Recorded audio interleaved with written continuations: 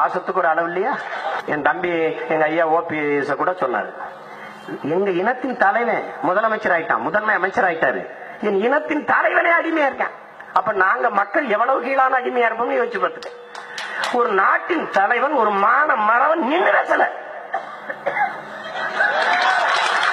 நான் கூட கேட்டேன், ஏன் பல்லு விளக்காம பக்கத்துல போறீங்களா எல்லாரும்? எதுக்கு அந்த அம்மாட்ட வாயை போட்டு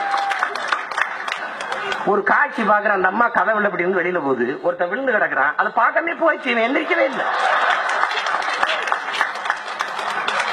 கொடுமை. ஒரு தம்பி எனக்கு பகிரினா உங்களுக்கு தெரியும், வாட்ஸ்அப்ல ஒரு படம் அனுப்புறான், மேல அடிமாடு, அது பின்புறத்தை எடுத்துட்டான், இப்படி நிக்கிது எல்லா மாடும், கீழே அந்த அம்மா போகும்போது காரை இப்படி கும்பிடுறாங்க, எல்லா அமைச்சருடைய பின்புறத்தை எடுத்துட்டான். இது அடிமை மாடுகள், அடிமாடுகள்.